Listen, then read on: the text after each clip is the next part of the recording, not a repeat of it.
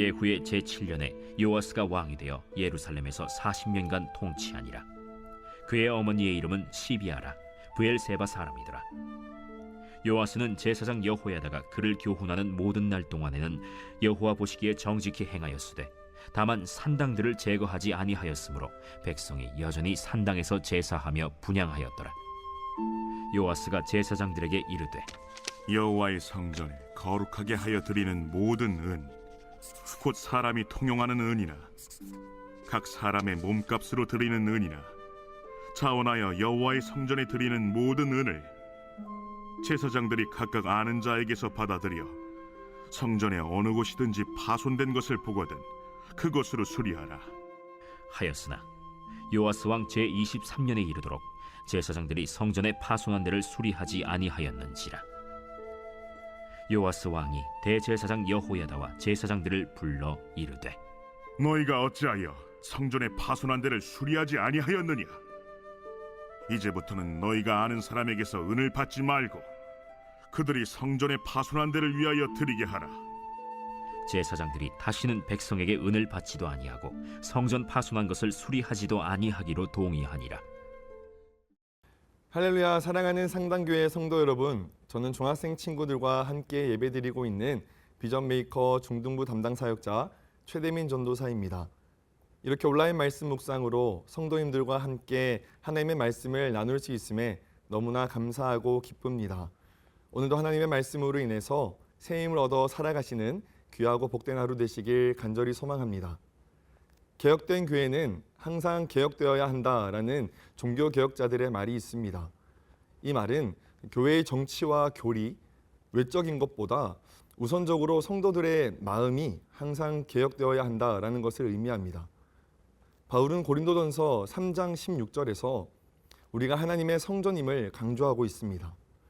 그렇습니다. 우리는 종교개혁자들의 후예로서 또 성령님이 우리 안에 거하시는 성전으로서 계속 개혁해 나가야 할 의무와 책임이 있습니다. 오늘 말씀은 요아스 왕에 대한 이야기입니다. 요아스 왕은 성전 보수에 힘써 종교 개혁을 이루었습니다. 요아스 왕의 성전 개혁을 본받아 우리의 마음에 성전을 돌아보시고 또 우리가 어떻게 개혁해 나가야 할지 함께 고민해보는 귀한 시간 되길 간절히 소망합니다. 요아스 왕의 성전 개혁의 첫 번째 원칙은 여호와 앞에 정직하게 행함입니다. 1절에서 2절 말씀 함께 읽겠습니다.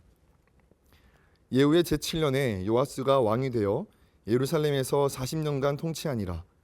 그의 어머니의 이름은 시비아라, 브엘세바 사람이더라. 요아스는 제사장 여호야다가 그를 교훈하는 모든 날 동안에는 여호와 보시기에 정직히 행하였으되 아달랴 여왕이 바알을 숭배하며 하나님의 성전을 더럽힌 후에 폐위되었습니다. 그 후 7세의 어린 나이 요아스가 왕위에 오르면서 유다를 40년간 다스렸지요. 이는 다윗과 솔로몬 이후 유일하게 긴 재위 기간으로서 이 다윗과 맺으신 하나님의 언약이 요아스 왕을 통해 계속적으로 이루어지고 있음을 우리에게 보여주고 있습니다.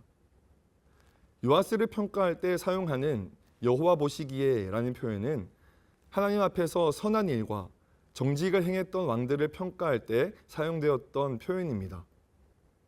어린 나이에 왕위에 오른 요아스는 이 대제사장 여호야다의 가르침과 교훈을 열심히 받아들이고 또 하나님의 말씀을 열심히 배웠습니다. 그리고 자신의 뜻이 아닌 여호야다의 가르침을 따라 성전을 보수했습니다. 이러한 요아스의 행동은 그가 하나님 보시기에 정직한 왕으로서 평가받을 수 있었던 근본적인 이유가 되었습니다. 우리도 하나님의 성전을 개혁해 나갈 때 여호와 하나님 보시기에 정직한 마음이 있어야 합니다. 요아스에게 여호야다가 있어서 여호와 보시기에 정직할 수 있었던 것처럼 우리에게도 여호야다 같은 신앙생활에 영향을 주는 신앙의 지도자들이 있습니다. 목사님, 장로님, 권사님, 또 전도사님, 또 각 사역팀의 리더들이 그 역할을 수행할 수 있겠지요. 내가 지금까지 해온 신앙생활의 시간과 방법과 또 습관을 의지하거나 때로는 신앙생활의 관성을 따라서 가는 것이 아니라 언제나 여호와 보시기에 정직한 마음으로 오늘 우리에게 허락하신 그 지도자들의 가르침을 겸손하게 받아들여야 합니다. 그렇게 우리 모두가 요아스와 같이 하나님 보시기에 정직한 마음을 가진 하나님의 성전들이 되시길 간절히 소망합니다. 요아스 왕의 성전 개혁의 두 번째 원칙은 늘 본질을 돌아봄에 있습니다. 4절에서 6절 말씀 함께 읽겠습니다. 요아스가 제사장들에게 이르되 여호와의 성전에 거룩하여 드리는 모든 은 곧 사람이 통용하는 은이나 각 사람의 몸값으로 드리는 은이나 자원하여 여호와의 성전에 드리는 모든 은을 제사장들이 각각 아는 자에게서 받아들여 성전의 어느 곳이든지 파손된 것을 보거든 그곳으로 수리하려 하였으나 요아스 왕 제23년에 이르도록 제사장들이 성전의 파손한 데를 수리하지 아니하였는지라. 솔로몬이 성전을 건축한 지 약 100여 년이 지나서 성전은 많은 보수가 필요로 했습니다. 특히 아달랴 여왕의 집권 시기에 우상 숭배로서 성전은 매우 피폐해졌지요. 요아스는 성전 개혁을 통해서 하나님과 백성 간의 관계가 회복되어야 함을 알고 있었습니다. 유다 백성들이 성전의 피폐함으로 인해서 하나님과 멀어진 것을 깨달은 그는 성전을 보수하여서 먼저 하나님과의 관계를 회복하고자 했습니다. 이를 위해서 모든 헌금을 모아 제사장들이 관리하게 하고 또 그들에게 성전을 수리하도록 명령했습니다. 그런데 6절 말씀에 따르면 23년 동안 이 제사장들은 성전 수리를 하지 않았습니다. 지금까지 바알 숭배로 인해서 사람들이 성전을 떠나 헌금이 부족해지자 이 제사장들은 생활이 어려워졌고 또 이에 성전 보수 헌금을 부정하게 착복하는 일이 발생했기 때문입니다. 제사장들은 요아스 왕과 달리 하나님과의 관계 회복을 위해서 성전을 바로 세워야 한다라는 그 본질을 보지 못했습니다. 그리고 자신의 현실적인 상황 해결에 그것에만 급급한 모습을 보이고 있습니다. 우리도 때로는 제사장들처럼 하나님과의 관계 회복에서 이 본질을 보지 못할 때가 참으로 많이 있습니다. 우리의 삶이 또 상황이 힘들거나 또 여건이 여의치 않아서 우리 안에 성전을 돌아보지 못하고 또 다른 것에 신경을 쓰게 될 때가 참으로 많이 있습니다. 베드로전서 2장 9절 말씀에는 우리가 한 사람 한 사람이 왕 같은 제사장이라고 칭하고 있습니다. 바라기는 우리는 본문 속의 제사장을 닮아가는 것이 아니라 요아스 왕과 같이 본질을 바로 보는 제사장으로서 나아가길 바랍니다. 하나님의 성전을 깨끗하게 관리하고 또 요아스 왕처럼 성전에 무너진 것을 보수함으로써 무엇보다 하나님과의 관계를 회복하는 것에 대해서 그 본질을 우선시 생각하는 저와 여러분들 되시길 간절히 소망합니다. 마지막 요아스 왕의 성전 개혁의 세 번째 원칙은 포기하지 않는 마음이 있습니다. 7절에서 8절 말씀 함께 읽겠습니다. 요아스 왕이 대제사장 여호야다와 제사장들을 불러 이르되 너희가 어찌하여 성전의 파손한 데를 수리하지 아니하였느냐. 이제부터는 너희가 아는 사람에게서 은을 받지 말고 그들이 성전의 파손한 데를 위하여 드리게 하라. 제사장들이 다시는 백성에게 은을 받지도 아니하고 성전 파손한 것을 수리하지도 아니하기로 동의하니라. 자신을 교훈해준 여호야다를 포함한 제사장들이 옳지 못한 선택을 하는 모습을 보고 요아스 왕은 단호하게 제사장들을 책망하고 제사장들의 일을 축소시켰습니다. 어린 요아스 왕에게 이는 쉽지 않은 결정이었습니다. 왜냐하면 자신을 교훈했던 여호야다도 이 제사장 집단에 속했기 때문에 이들을 책망하고 또 이들이 잘못된 관행을 바로잡는 것은 자신의 정치적 지지 기반을 완전히 잃을 위험에 있었기 때문입니다. 요아스 왕이 이런 결정을 내릴 수 있었던 근본적인 이유는 무엇이었을까요? 그에게는 개혁을 하고자 하는 포기하지 않는 마음이 있었기 때문입니다. 때로는 우리의 마음의 성전을 보수함에 있어서 내 마음대로 되지 않을 때가 있고 또 지칠 때가 있습니다. 내 상황이 이런데 이만하면 됐지 이러한 생각들, 또 나중에 보수하지 뭐 이런 생각들이 들 때도 참으로 많이 있죠.